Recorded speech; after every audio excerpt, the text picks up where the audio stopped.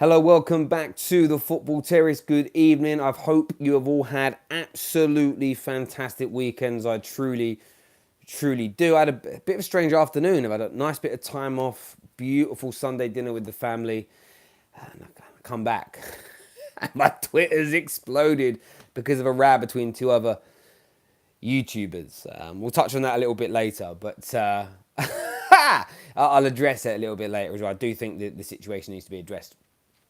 But we're going to talk about Harry Maguire. We were going to do a video talking about Bruno Fernandes. That can wait. That situation is still has a lot to develop.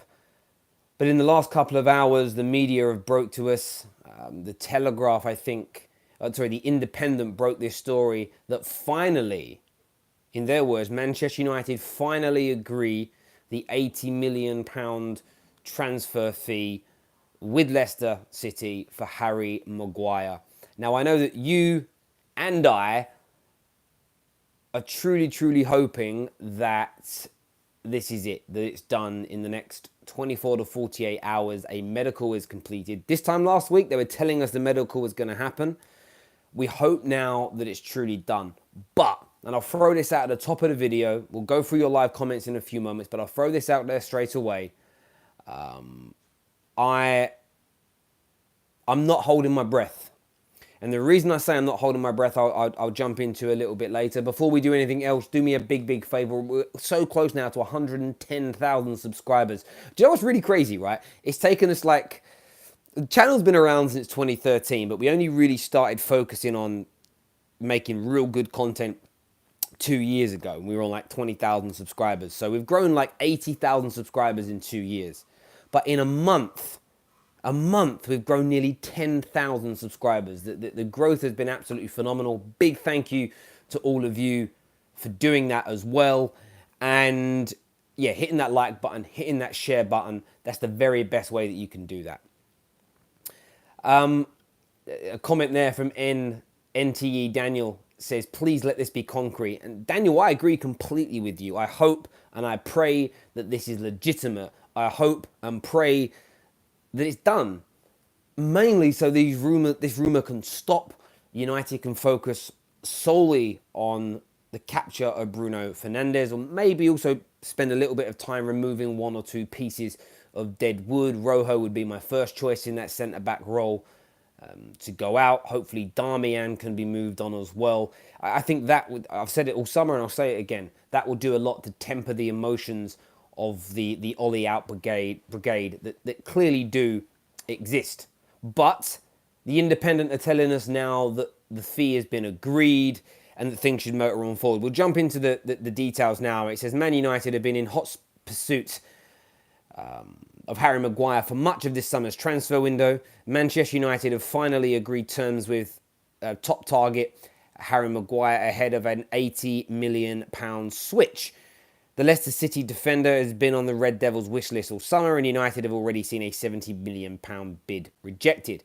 The Foxes made it clear they would not accept anything less than £80 million for the valuation of the England international, although reportedly told the defender they would let him leave if United came up with the extra cash, which I think pretty much sums up the majority of the story surrounding this. It was purely the difference in money, or the way that United were structuring that offer. They don't want conditional add-ons. They want £80 million up front.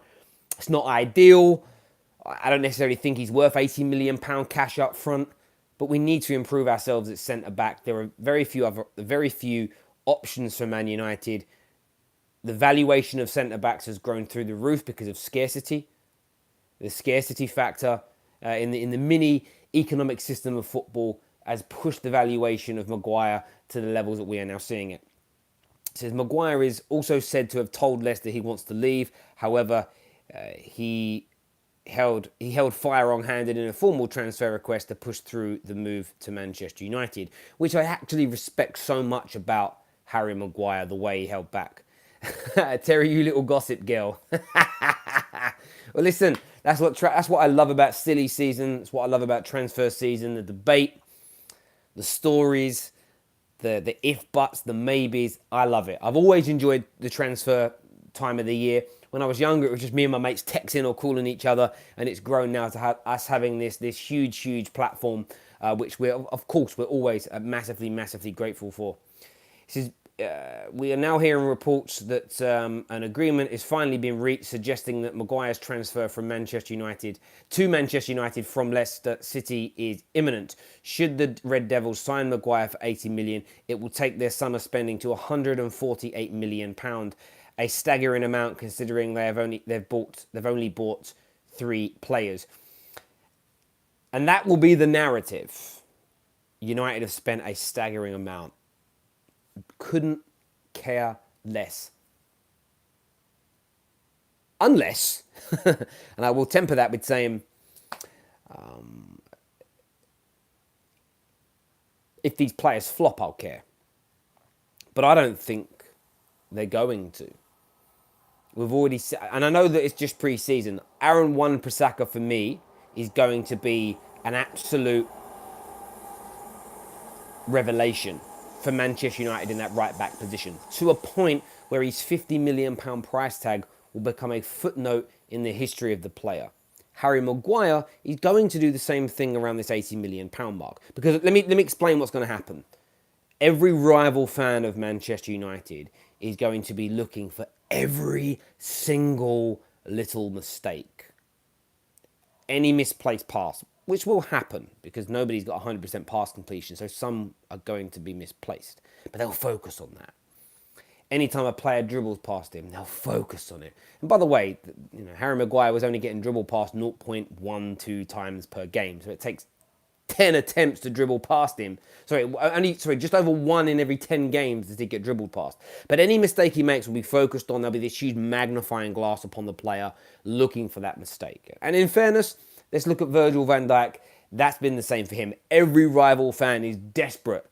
Me and Adam used to sit there in the studio, and I remember Adam saying to me, I'm so desperate for Van Dijk to score an own goal and Liverpool to lose. Because of the price, you want to be able to throw that at a rival club. And we get it. But I think that AWB and Maguire will live up to their price tags. I think they will deliver for Manchester United and take the club defensively to that next level that's been needed for so long. It really has been needed. And I just hope, and I'm hoping here, I'm not going to hold my breath, but I'm just hoping now that the transfer has been finalised.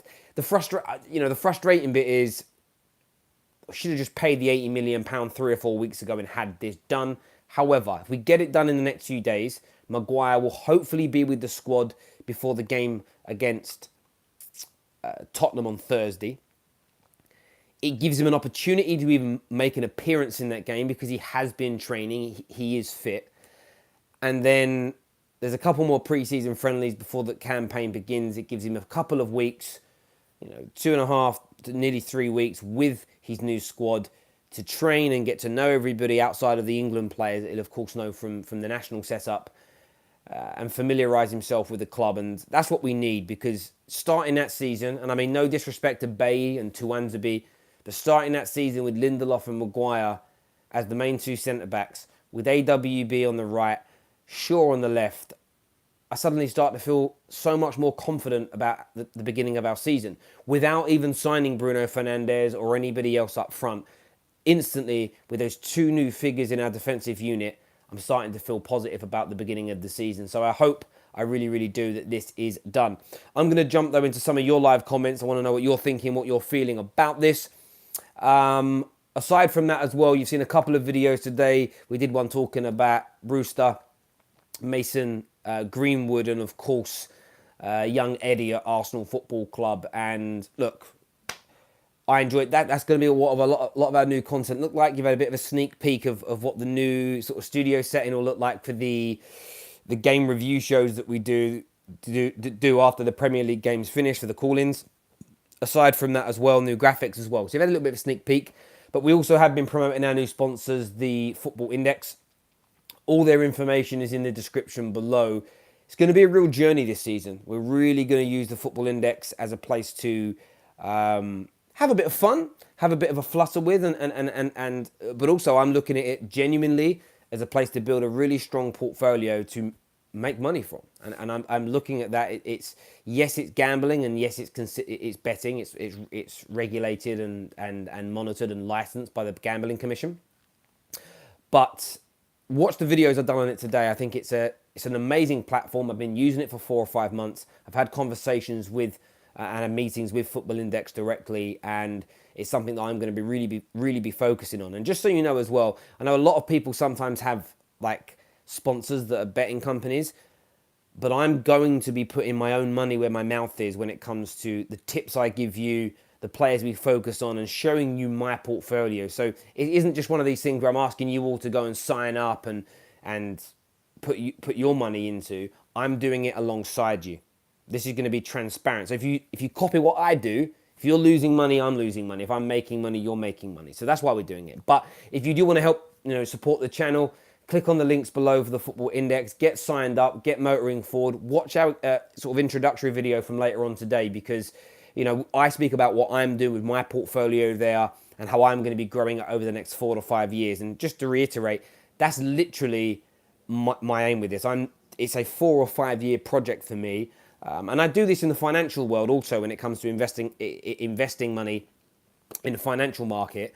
I will pick 2 or 3 funds or 2 or 3 mechanisms that I will put money into for a 3 or 4 year period. This is very, very similar, but this isn't investing money. This is gambling. It is gambling. That may change in a few years' time, but right now it is considered gambling. So always make sure you gamble responsibly. Don't use money. Don't use the rent money. Don't use the bill money. Don't use food money for your kids. Only use what is disposable and you can afford. And as ever, like if the fun stops and you're not enjoying it, please get out. Stop doing it. It's not right. You have to be over the age of 18, based in the UK, and you do get a £1,000 money back guarantee for the first month as well. There we go. Let's do a few more. Let's do some of your live comments here. Talk about the real problems in our club. I don't know. Well, you tell me what you think the real problems are, and maybe we'll talk about it, because we're all going to have different viewpoints and opinions. But there we go. Let's talk about Harry Maguire for a bit, and I will address the Kalechi DT situation as well. There's craziness going on today. This is from Dion Davis, long-time viewer. It says, if we get AWB, Dan James, Maguire, Bruno and Pepe, and sell Lukaku and a few more Deadwood players and keep Pogba, then it's a great summer. There's a lot of if, buts and maybes in there, though, isn't there? But I get that.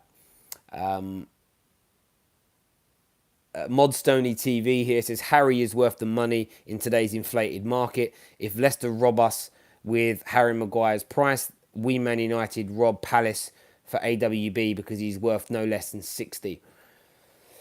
And this is the interesting thing when it comes to the market. If AWB plays 90% of his games next season at the standard we've seen in pre-season, he's worth more than £50 million in this market. His valuation will shoot up, but equally, Trent Alexander-Arnold's and Robertson's value will also shoot up because they're equally as good. Tierney's valuation will grow. And this is the thing with centre-backs. As soon as Virgil van Dijk went for 75 million, and then for me was we know he's been the best centre-back in the world, but he's gone to new levels. Every centre-back's valuation has gone up in price. Everybody's done that. So it's just natural in the inflated market we live in. I totally agree. Terry, are you a professional gambler or just now starting? I'm not a professional gambler at all, and I do put bets on every now and then on correct scores and golden boot winners and stuff. But I won some and I lost some. It was just, I was guessing. With the Football Index, what I love about it is that this is about me. My strategy is I only really buy 80+% of my portfolio is players under the age of 21. I aim to keep them for a minimum 4 seasons. Some of them it might be 3, some might be 5, but 3, 4, 5 seasons. I'm going to hold on to these players, and every month I put into my account £100 to £250 of my disposable income, and I buy shares in a group of players. Some we've all heard of, others appear later on down the line, but I've been building it out for 3 or 4 months. I've invested around £1,300 of my own money, and then I've had about £200 in dividends payments come in from Football Index that they've paid me. I've reinvested all of that into more shares, but my portfolio value is just over the £2,000 mark at the moment. So if I cashed in right now, I'd walk away with like a profit of over £600. my personal viewpoint is this. If I put that money into a bank account that's for savings, it's safe and it's protected, right? But I'm earning like 0.2% interest per year. With this, I've increased my money by 40% already this year. And I've got enough faith in my own knowledge of football to pick the players who I think are going to have amazing careers within the sport. So I pick the right players and choose the right players and buy the shares in the right individuals that are going to be brilliant. So, it's one of those things where for me it is gambling because you can lose money, but equally it's not like the London Stock Exchange and the stock market. And I'll tell you as to why. If you've got say today you put £100 in and you buy, and the shares for Joe Blogs are £1 each, and you buy 100 shares. If over the next 6 months he doesn't play very well and his shares drop down to being worth 50p, yes, your money's halved in valuation, but this player is only like 22 years old. He can turn his career around. He might have an average second half of the season, good pre-season, and be flying at the beginning of next year, and then his valuation is going to go up. So there's always the opportunity for the people you buy, depending on the age grade. If you buy someone who's 35, 36, maybe this isn't going to happen. That's why you need to work out your strategy. But there's always a time for that player to turn around, and stuff like that. So I think that, for me, I feel so much more comfortable doing it this way. It isn't that same pressure. The money I've put, what's not going to happen is tomorrow morning I'm not going to log into my portfolio and everything's gone, because the valuation of all my players isn't going to drop that quickly. And they do start to drop, and they're dropping every day. I've got the ability to sell, recoup some of that money, and reinvest in other players. So for me, there's always a risk. Of course there is, but it's so much safer, and so much more relaxing than standardized gambling that I used to do. I enjoy this, and I know personally that I'm going to make a lot of money out of this over the next few years. What I'm simply saying to all of you is, Terry, what happens to your funds if the football index goes bust? That's a really good point. So that's something I will address with them and have a conversation with them about. I'm not sure how it works in terms of compensation via the gambling commissions if they go bust. What I would say is the same can be said about any kind of gambling that you do. If you've got £2,000 in a Ladbrokes account and Ladbrokes go bust, what happens to your money? It is the same difference. You're not protected like you are with a bank by the financial compensation scheme, where I think it's like £70,000 per bank that you have money with, you're protected on. So you've got that same risk anywhere that you put and invest money into. If you buy a holiday from Thomas Cook next week, cash, and they go bust, the likelihood of getting your money back is very, very low. So this can happen in any way, shape or form. What I would say about Football Index, if you do your research on them as a business, they are absolutely flying at the moment. They are going from strength to strength. They are growing, they are developing, and they're a very trusted organization. So do your research on them. Don't just take my word for it. Seriously, don't. Scrutinize it, challenge it, look into it. But what I'm saying to you is, from my perspective, I'm going to make a lot of money from this. Over the next 4 to 5 years, I'm probably going to put £3,000 or £4,000 a year into this. So let's just say 20 grand I'm going to put into this over the next 4 or 5 years. I know I'm going to double my money at the very least. So that's my viewpoint. But there we go. We've discussed that long enough. Information's in the description below. The promo code Football Terrace is there. Go have a look at it, do your own research, and go from there. Let's do a few more of your live comments here. Bruno, we want, is what Aziz has said. Have you heard reports about Salah getting a record-breaking salary? Michael Dunn, I haven't heard about that. No, I will have a little bit of a butcher's and find out some information on that. Terry Tight Trunks, is that guy reliable? I kind of get what you're getting at, but there we go. Terry, how about your recommendations for patrons? So the Football Index stuff will be for everybody. But when it comes to the Patreon side of things, we're going to be doing exclusive. Tomorrow we're going to be doing a new exclusive video for all of you on our Patreon page. So keep your eyes out for that.